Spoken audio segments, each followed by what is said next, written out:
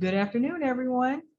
Welcome to the School of Education, Spring 2002 Advising and Registration session as part of Freshman Forum, getting ready for spring course registration.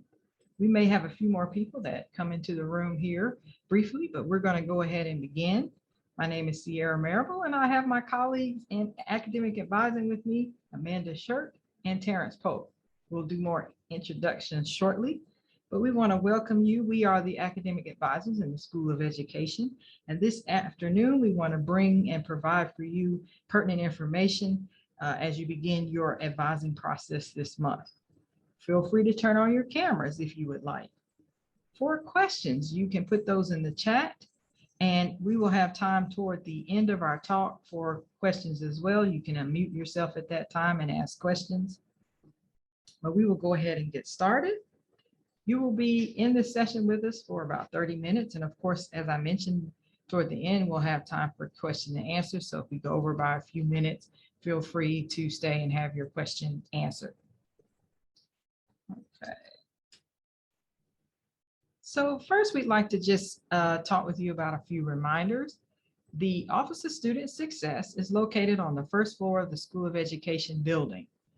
When you enter the building on very front of the building where the trees and the benches are across from Yum Yums, you'll see some elevators, and right beside those elevators are the double doors to the Office of Student Success, rooms 124 through 142. This is important because we'll be incorporating the use of in-person as well as virtual advising sessions for the spring 2022 advising and registration season. We will be sending email information regarding this. You're welcome to make an in-person face-to-face appointment with us. And we will again remind you where our offices are located on the first floor of the School of Ed building, but we'll also have Zoom or Google Meeting available for a virtual advising session. It is very important that you check your UNCG email in the coming days. We will begin sending out emails regarding the spring 2022 advising season and what to expect. In the last session, you may have heard about a new registration system called Schedule Hero. This new platform will be what you can use to register. You will be getting additional information about Schedule Hero in the next week or so, as well as information from us, your advisors, on this system. We are excited about this new registration system, and we want you to be excited as well and to learn about it. There will be tutorials and additional information, but please keep that in mind. You may have already received some brief information in the last session regarding that. Now we want you to talk with your academic advisor. And with us today, going first to talk to you briefly, is Amanda Shirk. She is advisor for special education, dual major, professions in deafness advocacy concentration, and also profession in deafness interpreter preparation concentration.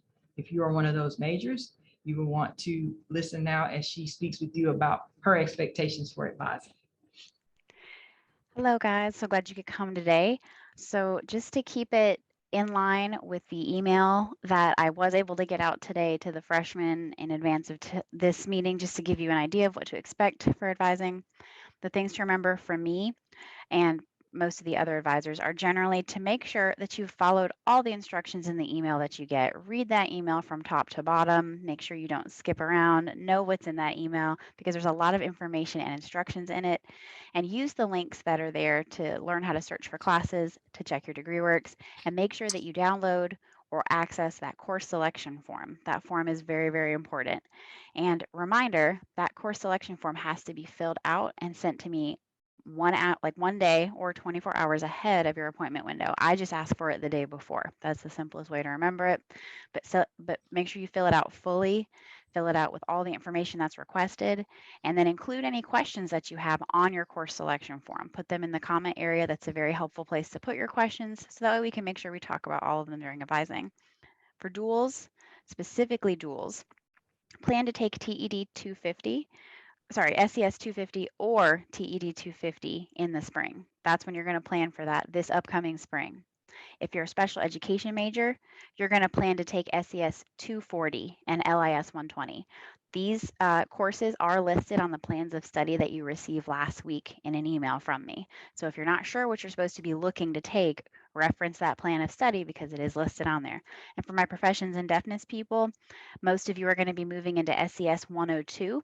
So make sure you check your plan of study, make sure you have the right SES course listed. And those are my big ones. If you have questions, you can always reach out, but filling out that form as clearly and as directly as possible is very important. That's great, Amanda. And as you mentioned, you had just recently sent out an email to them so that if you haven't checked your UNCG email today, they should get that. That's very good. Next, we have Terrence Pope with elementary education. If you're elementary education major, you want to listen for the next few minutes to information that he has for you. Greetings all. As Sierra noted, my name is Terrence. I'm the elementary education advisor.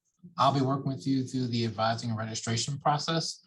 The process we do is pretty straightforward. I'll be sending you guys an email later this week, kind of detailing what I'm expecting. Much like Amanda, that email will come with a course selection form that you will need to complete. There will be instructions on how to complete that and what courses we're looking for. For elementary education majors, your primary focus for this upcoming spring semester will be mostly completing any unmet Minerva's academic requirements. Most of you probably will have somewhere between the area of 4 to 7 courses left. So we're going to work on getting many of those filled out first. If you've already got most of those requirements completed, then we can start to look at some of the requirements we need for the program. Those 3 requirements are Math 112, which also satisfies the quantitative reasoning requirement, TD 250 and TD 222. Please note with TD 222, we cannot take that during the same semester as Math 112. Math 112 must be completed first. If you come in or if you came in with credit for a math course, many of you probably have a Math 150 requirement. We are eligible to take TD 222 if you already have that course under your belt. What we're looking for will be 4 to, or ideally 5 to 6 courses for the spring. So we're looking at about 15 to 18 hours at most. I see a question for elementary education. How do we choose our focus? I want to do ESL and which classes should I take? Okay, we'll circle back to that because that'll relate a little bit to the concentration. Your concentration can be found in DegreeWorks if you've already declared it. If you haven't, I will send out information in that email on how to declare your concentration. What a concentration is, it is essentially like having a minor, but not. They're a little different.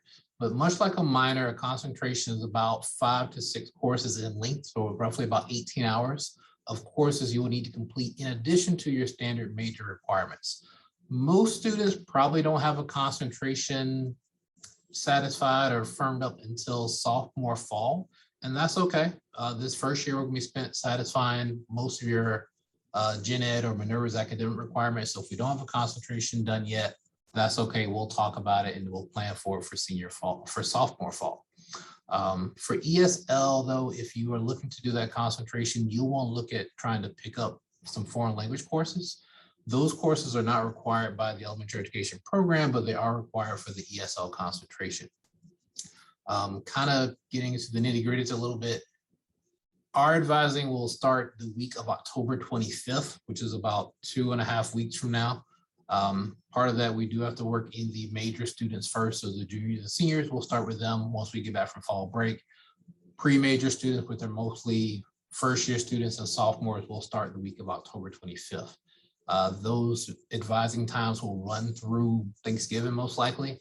Those times will be 30 minutes in length. They can be in person, they can be by phone, they can be via Google Meet or Zoom. I'm pretty flexible. When you're scheduling your appointments, there will be a link that will allow you to pick which option you prefer. We're going to be scheduling our appointments through Starfish. In the email I'll send you, there will be instructions on how to set up an appointment in Starfish step by step. That is the bulk of everything we need as far as right now. A lot of the stuff we'll get into more detail via that email. And like I said, I'm going to try to have that out to you by the end of this week. Thank you so much, Terrence. We do have 2 questions in the chat and we'll get to those shortly. And one of the advisors may also start answering those, but we may circle back to those for the entire group so that everyone's aware of the answer for those questions. I'm the advisor for middle grades education and also secondary teacher education program. And I'll talk briefly about secondary. But first, middle grades education. A few things that I would like for you all to keep in mind for middle grades education is, first of all, to come with your questions. When you come to advising, be ready to ask any and all questions. I want you to be well aware of your requirements and things that you have questions about or wondering about. There's no silly question. I'm sure that a question that you have, someone else has asked the same thing. So I want you to be well prepared. So please come with your questions. Middle grade students, I want you to focus on the MAC, Minerva's Academic Curriculum courses for the spring. You'll, on your degree works at the very top, you'll see that listed as the first set of requirements. Start looking at those now, seeing what the still needed area is, and see what, and matching that with what's available for the spring semester to see if there's a course that interests you for that area. If you remember, the Minerva's Academic Curriculum is 11 courses, and you may be in full-time schedule of 15 credit hours of all MAC right now. You may also see that a course could potentially overlap with your concentration. The concentrations in middle grades are language arts, social studies, science, or math. So you may see that one of your Minerva's academic curriculum could also meet a concentration. Pay close attention to that, because if there's a way that a course can meet both areas, that is ideal. We'll look at that and kind of start thinking about the concentration a little bit more as well. A lot of times, some of the concentration courses are at the 200 level, so you may not get into those until after your first year. But those two particular areas, concentration and MAC, is important to think about. Next, if you are thinking about studying abroad, I have several students that are in programs like teaching fellows or scholarship programs or other types of things that are programs that have study abroad opportunities. Start thinking about that now. Your first year is a great time to say, I'm interested in study abroad. I think I want to do that. Let me know so that during our advising session, we could draw out a 4-year plan or start thinking ahead and looking ahead to how that study abroad experience would fold into your 4-year academic plan. A lot of times you may find out from the IPC, it is good to keep some of the Minerva's academic curriculum or MAC classes open so that when you go abroad, you'll have an opportunity to take a course that could meet that area. But I need to know now that you're interested in study abroad so we can kind of look ahead. So not only are we planning for spring semester, we're kind of looking ahead as well to future semesters. Now, this is just something for me. I like if you would download our course selection form as opposed to sharing it through Google Drive. Of course, I can look at it if it's shared, but if you go ahead and download it and email it to me, it makes it a little bit easier for me on my end to just pull that right up and then sign it after the appointment. But of course, if you forget, that's not a big deal, but you'll see that course selection form on our Office of Student Services website. So oss.uncg.edu. I'm going to put that in the chat here in a moment. So you'll know where to go. uncg.edu. If you go to our Office of Student Success website, you can click on advising and then see all the various tools there. The course selection form is there, and you can download that form fairly easily into Google if you have Google on your laptop, or Microsoft Word, or whatever you're using as a Word type feature to be able to fill that out and send that. You need to send that, of course, 24 hours prior to your advising appointment. So that gives me a chance to take a look at it and see kind of your thoughts on classes and be able to put notes in there for our advising session. And also, you'll want to review the registration process prior to your registration time, so that your window, so you'll be ready to register when that time comes. We just mentioned a great new system, Schedule Hero. When they release that here in the next week or two, you'll get a chance to look in there. But look at the registration system on Genie and have kind of your classes set and your CRN numbers so that you'll be able to register as quickly as possible. So start thinking of that as well. Another question or thing that I often get is first year students with a lot of credit hours. You did early college or you have AP or you have an associate's degree with community college and you have a lot of credits. No worries there. We'll look and see what you still need to take either in the Minerva's academic curriculum or start thinking ahead to your major, the few classes that you can take in the major before being admitted, or the concentration if you're middle grades. This is all middle grade still. We'll look at that. We'll draw a plan if we need to on finishing either within a certain time frame. Some people may possibly have an opportunity to finish a little earlier, but in most cases, because our School of Education is a secondary admissions process programs, we'll talk about how that plays into the amount of credit hours that you brought in from those various places like community college credits or AP. For secondary teacher education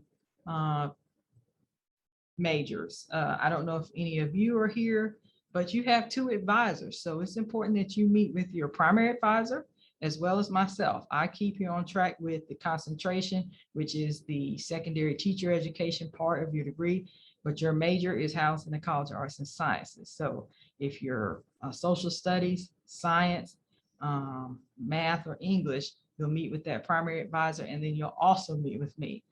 I can look over your entire degree plan and also your classes as well. So please come with that same information. If you got a course selection form from the College of Arts and Sciences, have that available as well, and I can take a look at that. So it's a collaborative process that we have there.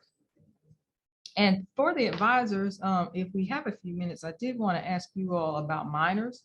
I know my group in middle grades, you may have time for a minor, depending on how many credits you have. Did you, Terrence or Amanda, want to say anything about minors before we go to questions? Yeah, I wasn't sure if you want to go first, Terrence. I'll let you go first. Okay, for minors, particularly for dual, a minor is entirely possible, but you're going to need to declare that incredibly early, because once you get into the major classes, fitting a minor in is increasingly difficult due to credit hours, which is true of most teacher licensure programs. But if you want a minor, we definitely need to talk about it because you don't have a second academic concentration. So if you want a minor, we need to make sure we cover that in advising so you can start taking those classes in the spring. And then for special education majors, you have a second academic concentration that you have to meet. So declaring a minor is also still a possibility, but I think you would really want to be creative and strategic with what minor you chose, perhaps choosing a minor that pairs with the second academic concentration. So if you have a second academic concentration in English, declaring a minor in English, which you can do because they're not necessarily the same coursework requirements, that is something to think about. But it's stuff you need to be actively thinking about, actively looking into. And like Sierra said, coming with those questions, come with the questions, ask all the things you want to know. And then for professions and deafness, you can do a minor, but most semesters in the PID program past your second year are 18 credit hours at a standard. So if you're going to do a minor, you want to get it done in these first 2 years, or the chances of completing that minor decrease quite a lot. So yet again, doing it early, much like you've probably heard in some of your FYE classes, start thinking about these things early, start asking those questions early so you can make those decisions. So for elementary, minors are pretty much encouraged. More often than not, your concentration and your minor will overlap pretty heavily. In the elementary program, I think there are 23 concentrations. So there's a pretty wide swath of different places where you could also find a minor in. We have a minor concentration in psychology that overlaps 1-to-1 with the psychology minor. The same is true with sociology, history, English. There's a minor difference between the two. Studio art, fine arts. There's a lot of space between where you can do a concentration and a minor without picking up any additional work. Now, there may be a situation to where if you're looking to do a minor that is completely unrelated to your concentration, where we may need to plan a little bit more specifically to make sure everything fits. But more often than not, we can do a minor without too much trouble.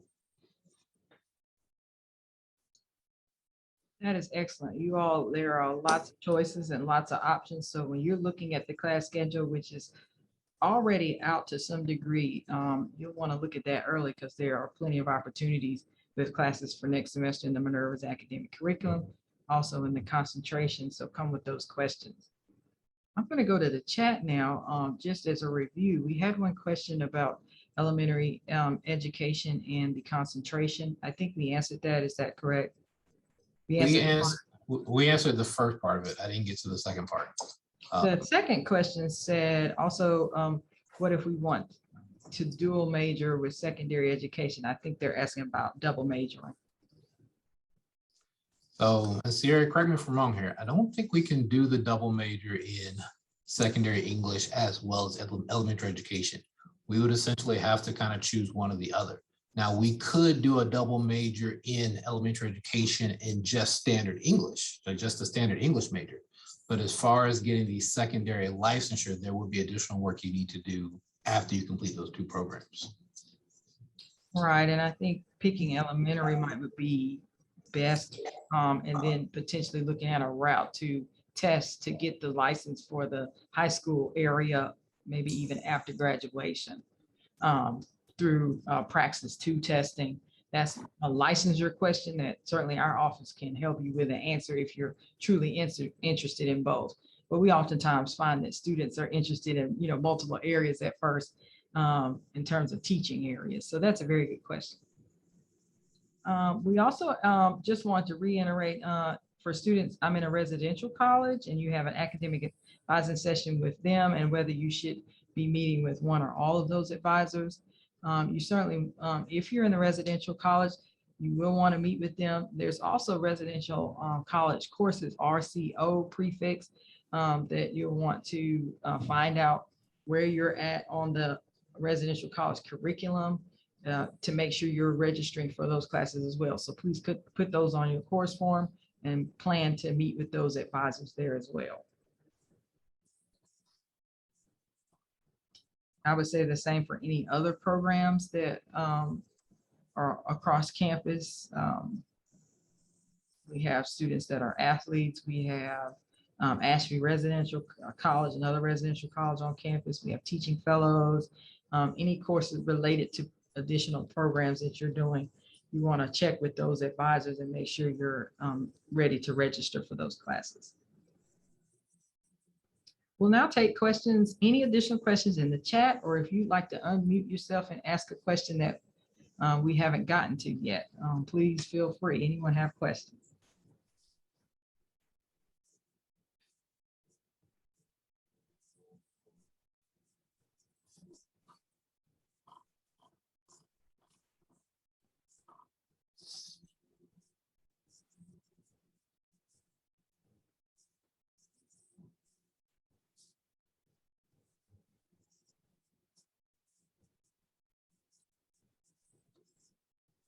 Or if anyone would like to put a question in the chat, you're welcome to do that as well. I did put the website address for the Office of Student Success. You'll want to check that out today and start downloading your course selection form. I think we got a chance to do that in FYE, but if you did not do that, now's a great time to do that. We have 2 additional questions. If we're wanting to take summer classes, how do we go about that? I'll let one of our other advisors answer about summer classes. I can do this one if you want, Oh, Terrence. okay, sure. So summer advising is now its own unique advising experience separated from the other semesters. And the summer calendar will be posted sometime in December. We don't have those dates exactly yet, but you'll be able to see what's going to be available for the summer, hopefully in December. And then registration should open around February. And you will get emails about this as we get emails ourselves about the dates. But it's a separate registration process. You have to have a separate advising experience, and you have to have a new course selection form as well. But that information should become available in December for you to at least preview the summer courses and make some decisions about your spring and summer enrollment before the January classes kick off. Does that answer that question? The only thing I may tweak a little bit, we may not, the need for an advising form may vary from advisor to advisor. At least with elementary students, a lot of the time we just have a conversation about what you're planning to take for the summer. It's not something we have to lock in the same way we do for fall and spring. But as Amanda noted, it is its own separate advising process. And I want to point out a little bit about advising codes because once you meet with us for advising, you will receive an advising code to register for your spring classes. And then you want to hold on to that advising code. A lot of people say, oh, I'm done registering. I don't have to do anything else. But hold on to that advising code because in the spring, when you come back in January, if you want to make schedule changes that first week of classes, you'll need that same advising code. And then the same advising code for spring will be used for summer. So if you register for spring 2022, you can use that same advising code to register for summer 2022. So once you get that code, it's a 5-digit number. Is that correct? I'm trying to remember 5 or 6, but I believe it's 5. Hold on to that code because you will need that. We're going to send your course selection form back to you after your appointment. And please hold that somewhere either on your laptop or in your email so that you can easily access that advising code when needed. All right, we have another question of can I take 2 different languages when in an ESL focus? So Eileen, I don't know if you're an elementary major or not, but for the elementary ESL concentration, depending on how you go about it, you may be able to do 2 different languages. The ESL focus does have 2 different pathways. There's the standard ESL, which allows you to work in an ESL classroom, and then there's ESL dual language. In this standard ESL concentration, you could have 2 different foreign language requirements. So you need 2. So you could do Spanish 1, Spanish 2, French 1, French 2, or you can mix it up. French 1, Spanish 1, and that's fine. For the ESL dual language, you have to have 2 300-level foreign language courses. And while there is not an explicit requirement, it is generally expected that you would have 2 of the same language to meet that 300-level requirement. So Spanish 301 and Spanish 310, for example. So it depends on which of the 2 ESL pathways you decide to go down.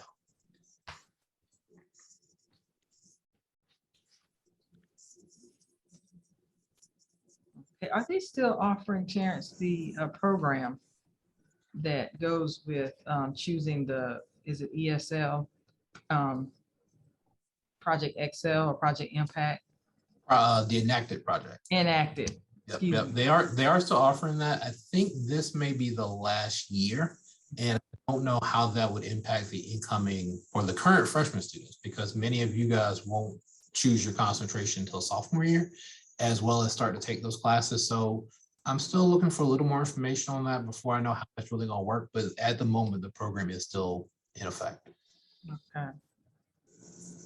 Eileen mentioned she was thinking about French and Spanish. Yeah, so if we did the standard ESL concentration, French 1 and Spanish 1 would be completely fine. It's really good. Get those languages under your belt. Any other questions that we have? Technically, we have about 2 more minutes, but you're welcome to stay on. We'll stay on a few more minutes if people have questions. But does anyone have any additional questions? Something that you thought of that has not been answered yet?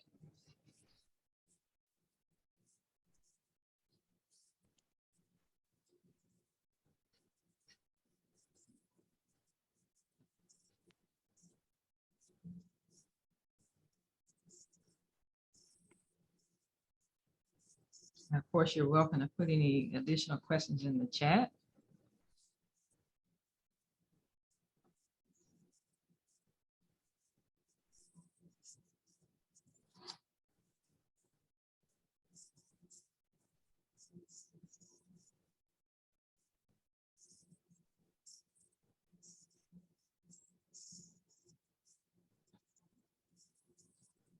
Be sure to make those advising appointments. When you see our Starfish calendar opening up, be sure to look for those dates and plan a time that is best for you, that you can spend the 30 minutes in either an online or in-person appointment with us.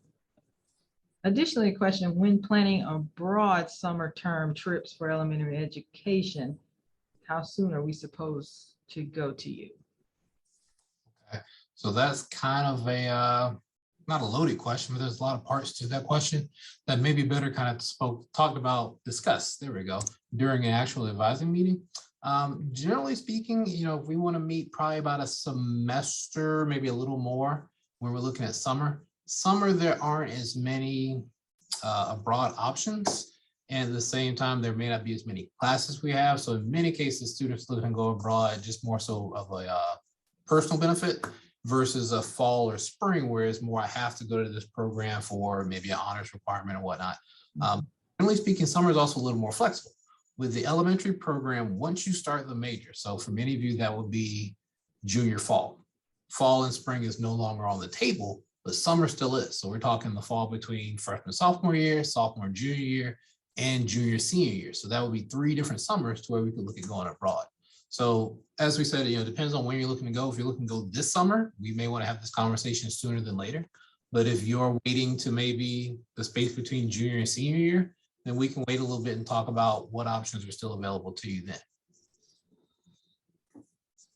And I believe the summer application for study abroad is going to open up, if not already, in the next few days, because that application is really far in advance of you taking the trip.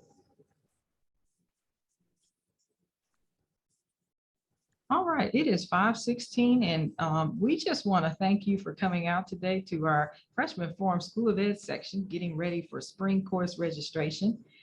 You have our emails, topoke@uncg.edu, arshirk@uncg.edu, and jcmarabl@uncg.edu. Please email us, and we look forward to hearing from you, and we're excited that you're going to be registering for spring 2022. Go Spartans.